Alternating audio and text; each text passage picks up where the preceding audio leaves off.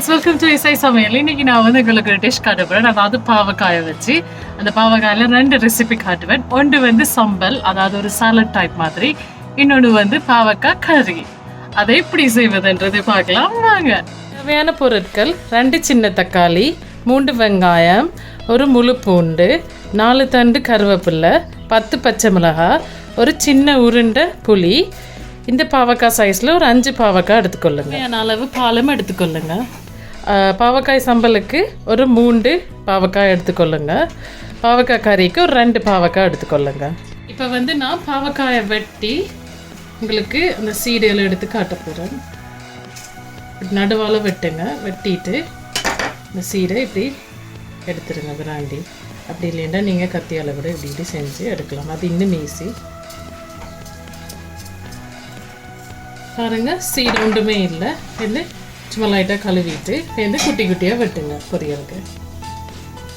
பாவக்காய் பொரியல் நான் இப்போ செய்ய போகிறேன். அதுக்கு முதல் பாவக்காயை இப்படி குட்டி குட்டியாக மெல்லிஸாக வெட்டி கொள்ளுங்க. ஏண்டா பொரிக்கிறதுக்கு ஈஸி. இப்போ என்ன அதுக்கு அந்த 2 வெங்காயத்தை இப்படி குட்டி குட்டியாக வெட்டி வச்சுருக்கிறேன். அதே மாதிரி பச்சை மிளகாயும் குட்டி குட்டியாக வெட்டி, கருவேப்பிலையும் குட்டி குட்டியாக வச்சுருக்கிறேன். இந்த புளியை சுடு தண்ணியில் ஊற வைங்க. இப்போ நான் பாவக்காயை பொரிக்க போகிறேன். எண்ணெய்க்குள்ளே போடுறேன். கவனமாக போடுங்க, கையில் தெறிக்காமல். ஓகே, போட்டுட்டேன். லைட்டாக சும்மா நடுவில் இப்படி இப்படி கிளறினீங்கன்னா மேலே இருக்கிறது கீழே இருக்கிறது மேலே வந்து வடிவாக பொரியும். ஒரு 3 to 4 minutes விடுங்க. ஒரு கொஞ்சம் ஹை ஃப்ளேமில் விட்டிங்கன்னா நின்று கிளறிகிட்டே இருந்தீங்கன்னா டக்குண்டு வந்துடும். இந்த பாவக்காய் கொஞ்சம் கொஞ்சமாக பொரிஞ்சு கொண்டு வருது. இப்போ நான் வந்து இந்த ஃப்ளேமை வந்து கொஞ்சம் மீடியமுக்கு விட்டுருக்குறேன். ஏன்னா ஓரளவுக்கு பொரிஞ்சிட்டுது.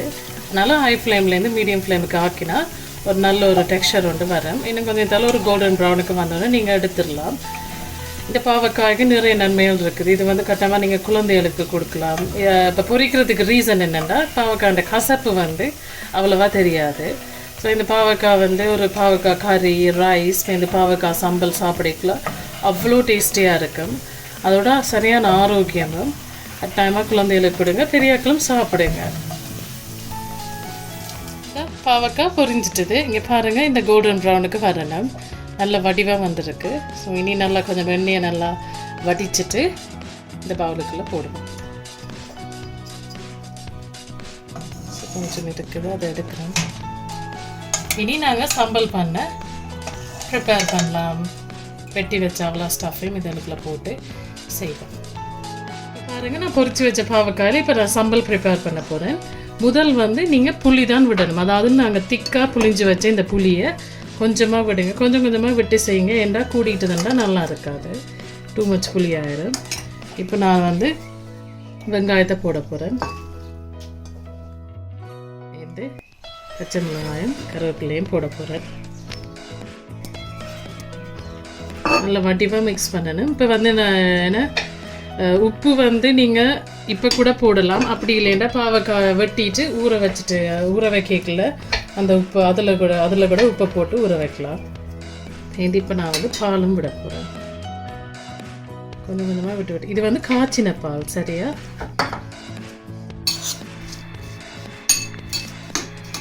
குழந்தைகளுக்கு கட்டாயமாக பிடிக்கும். ஏன்னா கிறிஸ்பியாகவும் இருக்கும். இன்னொன்று வந்து பச்சை மிளகா, வெங்காயம் எல்லாம் போட்டது. இன்னொன்று வந்து கசக்காது. இது ஒரு கொஞ்சம் நேரம் அப்படியே நல்லா இப்படி குழைச்சிட்டு இப்படி கொஞ்சம் அமர்த்தி விட்டிங்கன்னா எல்லா ஸ்டஃப்பும் அதில் ஊறிடும். மிக்ஸ் ஆகி நல்லா ஊறி நல்ல ஒரு டேஸ்ட் வந்து வரும். ஓகே, இது வந்து நீங்கள் ஒரு கொஞ்சம் நேரம் இதை சைடில் வச்சுருங்க. பாருங்க, பாவக்காய் சம்பல் ரெடி. அவ்வளோ டேஸ்டியாக இருக்கும். கட்டாயமாக வீட்டில் ட்ரை பண்ணுங்க. இந்த பாவக்காய் வந்து இதுக்குள்ளே நான் வந்து கருவேப்பிலை போட்டிருந்தேன், வெங்காயம், பச்சை மிளகா. கருவேப்பிலை வந்து இவ்வளோ நல்லது, சரியான சத்து, தலைமுடிக்கு நல்லது, நிறைய அயன் இருக்குது அதில். அதுக்கு பிறகு காய்ச்சின பால் விட்டுருந்தேன். ஸோ குழந்தைகளுக்கு கொடுக்கும்போது அவங்களுக்கு சத்து. இன்னொன்று வந்து அந்த பாவக்காய் கசப்பு தன்மை தெரியாது. அதனால தான் நாங்கள் பொரிச்சு எடுத்து இந்த புளி, உப்பு, பால் எல்லாம் விட்டு மிக்ஸ் பண்ணதுனால அந்த கசப்பு தன்மை தெரியாது. கட்டாயமாக அவங்களுக்கு பிடிக்கும். ஆனால் பச்சை மிளகாய் வந்து ஆட் பண்ணாமல் குழந்தைகளுக்கு கொடுக்குறேன்னா பச்சை மிளகாய் ஆட் பண்ணாதீங்க. ஏன்னா வந்து அவங்களுக்கு காரமாக இருக்கும். ஸோ அதுக்கு பதிலாக கொஞ்சம் மிளகு தூள் போட்டு, லைட்டாக மிளகு தூள் போட்டு மிக்ஸ் பண்ணி கொடுங்க. பாருங்க, நான் வந்து பாவக்காய் பொரியல் செஞ்சு முடிச்சிட்டேன். இப்போ பாவக்காய் கறி செய்ய போகிறேன். அதுக்கு இதெல்லாம் காட்ட போகிறேன் நான் என்னென்ன செய்யணுமன்றது. பாவக்காயை இப்படி இந்த சைஸில் வெட்டி வச்சுக்கணும், சரியா? அதுக்கு பிறகு அது நான் காட்டின உள்ளியை வந்து உரித்து அந்த நடுவால் இப்படி வெட்டி வச்சுருங்க. இப்படி அதுக்கு பிறகு அந்த புளிஞ்சு வச்ச புளி, இந்த 2 சின்ன தக்காளி அதை வந்து இப்படி இந்த சைஸில் வெட்டிட்டு வச்சுக்கொள்ளுங்க. அதே மாதிரி ஆனியன்ஸையும் இப்படி வெட்டி வச்சுக்கொள்ளுங்க. ஏன்னா அதுக்கு தேவையான மிளகாத்தூள் வந்து 2 டேபிள் ஸ்பூன் மிளகாத்தூள், தேவையான அளவு உப்பு. அதில் பாவக்காய் போடணும் இந்த பாத்திரத்துக்குள்ள. இன்னும் வெங்காயத்தை போடுவோம். எல்லாத்தையும் முண்டா போட்டு தான் செய்ய போகிறோம். இது வந்து வதக்கிறது அதெல்லாம் ஒன்றுமே இல்லை.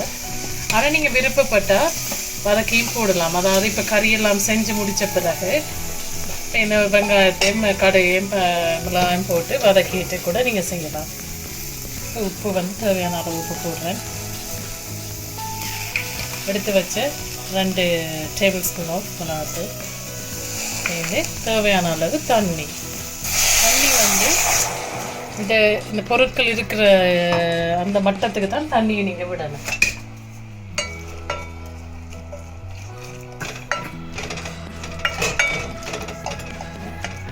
தண்ணி விட்டவன் தான் நல்லது.